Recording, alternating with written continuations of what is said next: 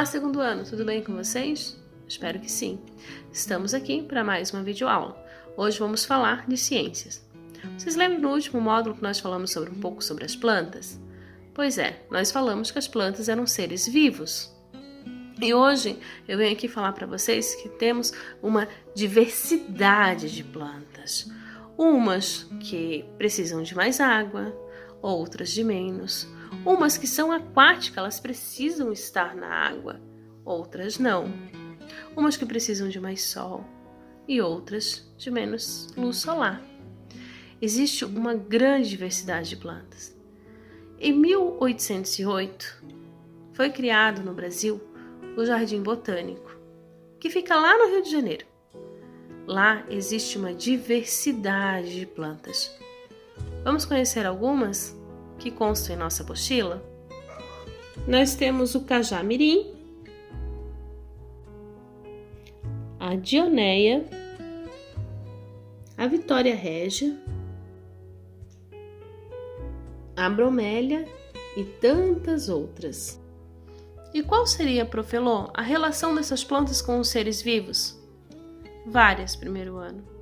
Uma delas é que elas auxiliam na produção de oxigênio, o que é necessário para o ser humano fazer a respiração, uma vez que nós respiramos, puxamos o oxigênio e liberamos o gás carbônico.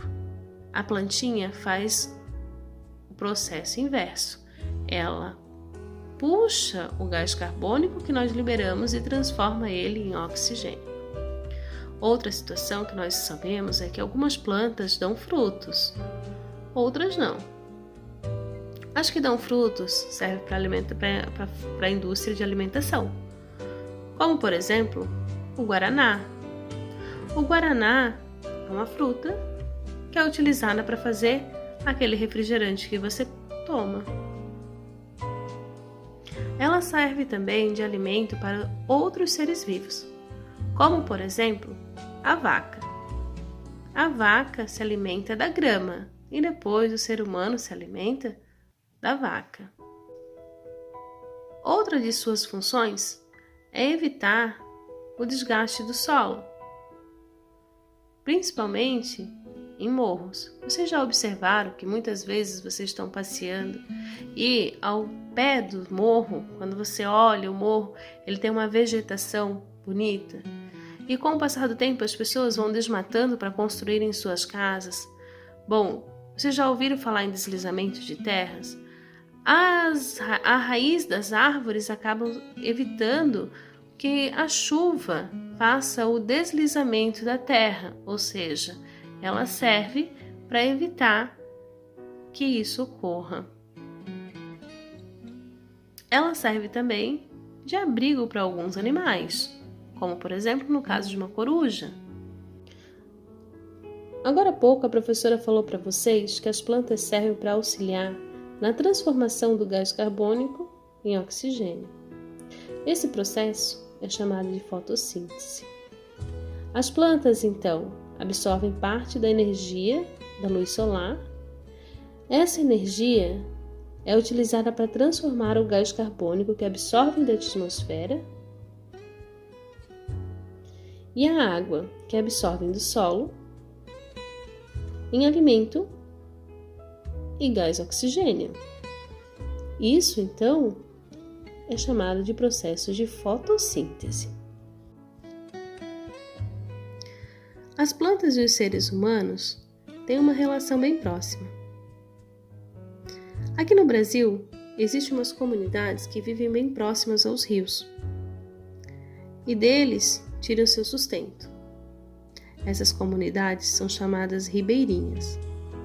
Normalmente, isso é bem visível na Amazônia, onde eles vivem da pesca e do cultivo, como por exemplo nessa fotografia, onde eles estão mexendo com a mandioca para fazer a farinha, por exemplo. Alguns conhecem também como aipim. Nessa segunda imagem, você pode observar que esse senhor ele está utilizando das folhas de uma palmeira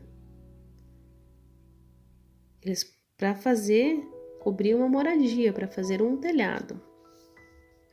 Então, como você pode observar, as plantas têm uma infinidade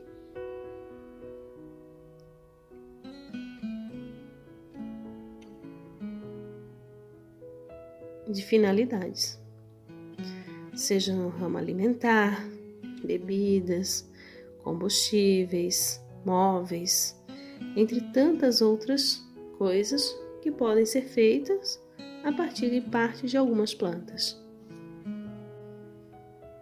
Os seres humanos também cultivam algumas plantas.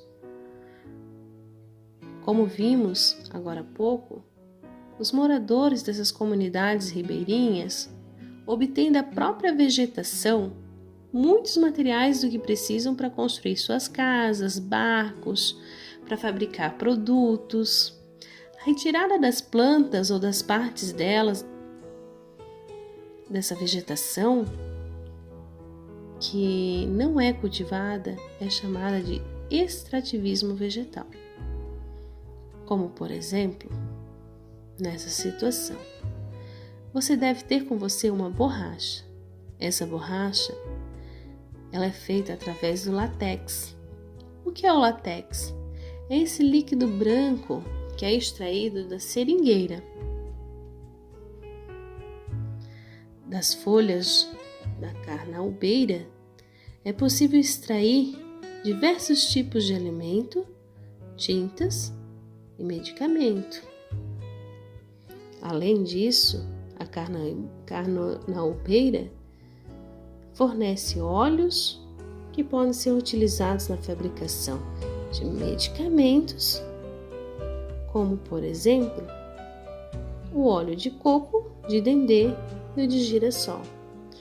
Esse óleo de girassol, vocês podem ter alguma dificuldade quando fala assim, mas se você observar quando a mamãe faz almoço, ou o responsável, você vai ver que ela usa um óleo, né?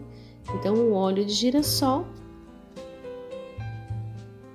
também é utilizado na alimentação. Em algumas situações, como nessa fotografia, existe o cultivo das plantas e não só a extração daquilo da vegetação nativa, mas o cultivo, como em caso de hortas. Vocês lembram quem é do integral que fez uma horta caprofilô? Pois é, eu quero dizer para vocês que está nascendo daquelas sementinhas que plantamos, o moranguinho e o tomate. Isso, existem diversos outros tipos de horta, não é mesmo? Cebolinha, alface.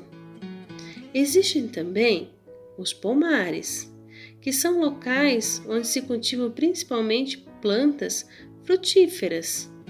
O que é uma planta frutífera, professora? É aquelas que dão fruto, como a laranjeira, a macieira, o limoeiro. As plantações ocupam terrenos de grandes dimensões.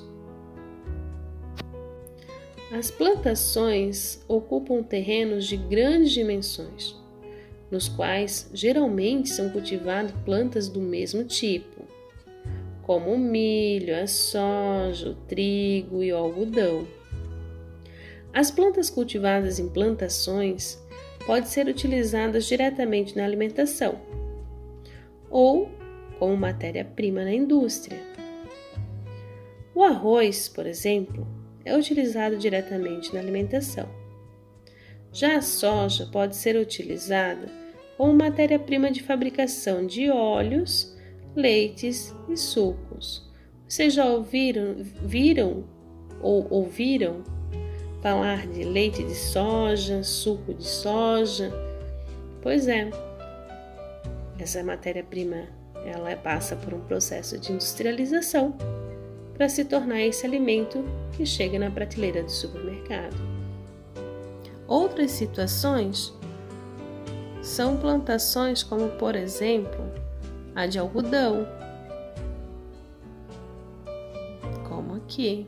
Que vai para as indústrias para fabricar o quê? O tecido. Também temos a cana-de-açúcar, que vai produzir alimentos e combustíveis. Há também as plantações que fornecem madeira para a produção de papel e móveis, como no caso do eucalipto, os quais são cortados a madeira e levado para a indústria e acabam se tornando um produto final que chega em nossos comércios. Agora, meus amores, que eu passei toda essa informação sobre as plantas, vamos à nossa atividade da apostila. A prof vai deixar abaixo um link complementar. Um grande beijo, fiquem com Deus e até a próxima aula.